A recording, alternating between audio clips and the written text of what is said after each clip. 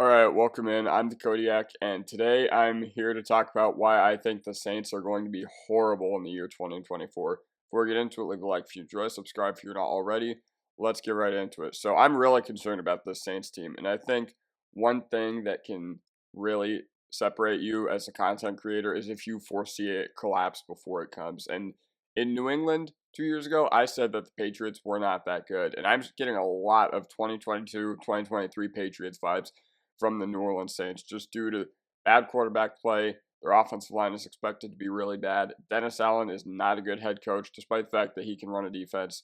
They had the oldest roster in the league last year, and also they have a really tough schedule. They're playing the NFC East, so they're playing the Cowboys, they're playing the Eagles, and they're playing the AFC West, which means they get the Chiefs and the Chargers. And they also have Cleveland, Green Bay, and the Rams since they play a second place schedule. But one of the main reasons why I think they are going to be horrible is due to the fact that Carr, he basically offers nothing at this point, nothing that you could get uh, from starting Rattler or Hayner in his place, and he's just not the same Derek Carr as old. It's not necessarily his fault that the Saints gave him the contract that they did. But at the same time, like, you got to be smarter with what you do as a front office, but ultimately they had no other solution in 2023 free agency. They had no other plan in place because they couldn't wait until 29 to get a quarterback. Granted, if you knew how the draft was going to fall, you probably just take Levis at 29 instead of pay Carr what you did. But ultimately, Carr, he kind of fits with what they want to do because he's a guy, he'll say yes to the restructure. He'll be the leader in the clubhouse, which is completely fine. But ultimately, the Saints are still delaying their rebuild, and that's something that has really, really screwed them up because there comes a place and point where you have to rebuild. The salary cap can only offer you so much leeway, and with the offensive line, we're here to talk about the fact that the offensive line is probably going to be really subpar next season. They've had some really bad luck, especially with Ramczyk having that knee problem, and Cesar Ruiz has been inconsistent. He was great at Michigan, but unfortunately, he has not been the prospect that we were promised, and he ranks like at least top 25 in pressures and hurries every year from the guard spot. Penning has been a total bust. The only time I've heard about that guy um, was when he got kicked out of training camp 3 practices in a row his rookie year for fighting. And obviously, you have Eric McCoy at center. He's a great player. And hopefully, Fuaga offers that as well on their offensive line. But Marone was a horrible offensive line coach. And luckily, he is no longer with the Saints. So, uh, there's a silver lining there. But at the same time, I don't remember who their new offensive line coach is going to be. But either way, this unit is aging. This entire roster is just old, aging, expensive, and kind of mid. And this is what, when people say that Mickey Loomis is a genius for using the salary cap in the way he does, like, is he really a genius? Because with the way the Saints are set up, they're never not going to be able to field a roster.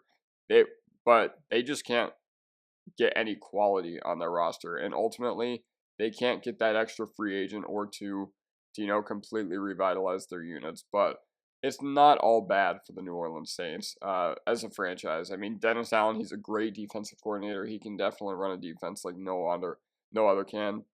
He's at least the top 5 defensive coordinator in the NFL. And speaking of that, this unit is always good. They have Lattimore and Adebo, maybe the best corner duo in the NFL. And obviously, you have veteran leadership like Tyrann Mathieu, Cameron Jordan, and Demario Davis. Granted, you have a lot of money tied up in those guys.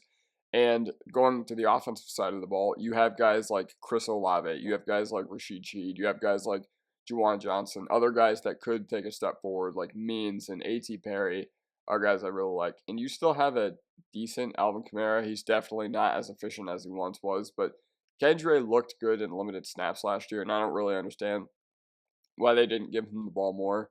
I think part of it is due to the fact that they wanted to use Jamal Williams, and Williams fit more what they wanted to do, which was grind clock. And you also note that the last point I have down there is that the division is bad, and the Falcons are unproven. As much as Saints fans want to, hate the Falcons and hate the Buccaneers, like, those teams are probably going to finish with a better record than the Saints, in my opinion. Now, Carolina is a complete disaster, so I'll give you that one. But the NFC South, it is still a relatively weak division. So, I mean, 9, 10 wins very well could get you into a playoff spot, even if you do overperform in that way.